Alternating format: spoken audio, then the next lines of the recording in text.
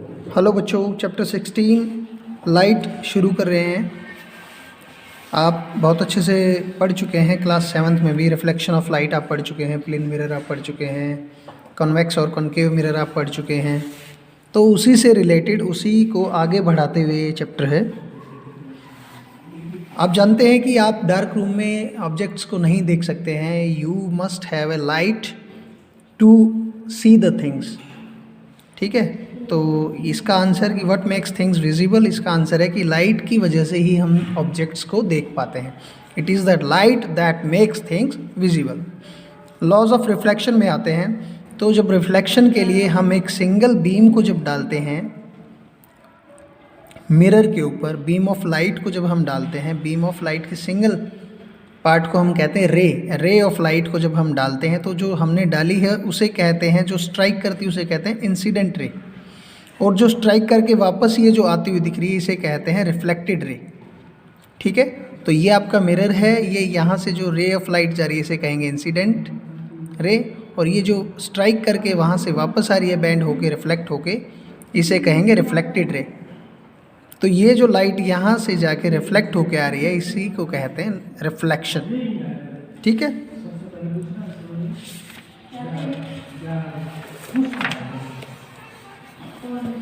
अब अगर हम उस मिरर को इस तरीके से ड्रॉ कर लें और इंसिडेंट रे को यहाँ पे बनाएं और इस मिरर के एक परपेंडिकुलर ड्रॉ करें 90 डिग्री पे, तो इसे कहेंगे नॉर्मल। ये आपकी इंसिडेंट रे और ये रिफ्लेक्टेड रे। ये इंसिडेंट रे, ये आपका मिरर, ये नॉर्मल और ये रिफ्लेक्टेड रे।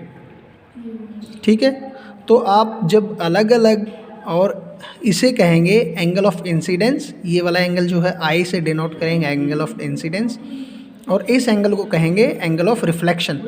ठीक है, ये जो एंगल आपको दिखाई दे रहा है ये एंगल है एंगल ऑफ रिफ्लेक्शन, और ये जो एंगल आपको अब दिखाई दे रहा है ये है एंगल ऑफ इंसिडेंस। ठीक है, इन दोनों के बीच में रिलेशन होता है। अगर आप एंगल ऑफ इंसिडेंस को चेंज करेंगे तो ये भी चेंज हो जाएगा।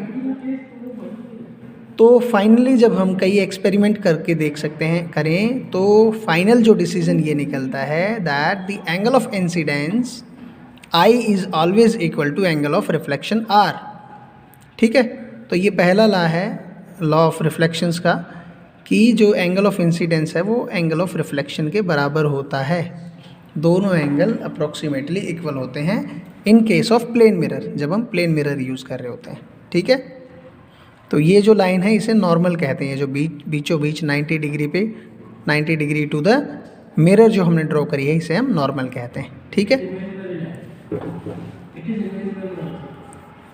और इसमें एक ख़ास बात यह है कि अगर हम इंसिडेंट रे जो है अगर नॉर्मल के पैरेलल कर दें, यहाँ पे अगर नॉर्मल से ही जाए, जैसे कि क्वेश्चन है what would happen if I through the light on the mirror along the normal. अगर मैं नॉर्मल के अलोंग में बीम ऑफ लाइट को अगर यहाँ पे स्ट्राइक कराऊँ तो वो जो है वापस 90 डिग्री पे ही वापस आ जाएगी, सेम यहीं से वापस आ जाएगी, कहीं और से रिफ्लेक्ट नहीं करेगी।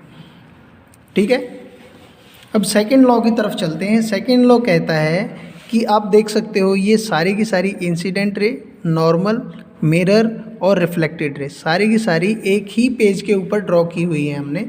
तो इसका मतलब ये है, जो दूसरा लॉ है वो कहता है the incident ray, the normal at the point of incidence and the reflected ray all lie in the same plane. तो ये सारी की सारी एक ही प्लेन के अंदर होती हैं।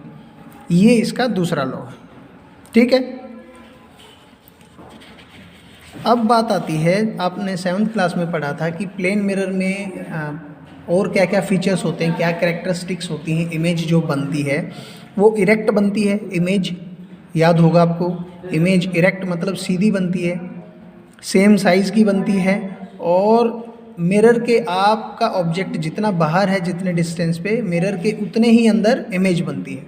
अगर आपका ऑब्जेक्ट प्लेन मिरर से 2 मीटर की दूरी पर है तो इमेज जो बनेगी प्लेन मिरर के अंदर 2 मीटर अंदर बनेगी।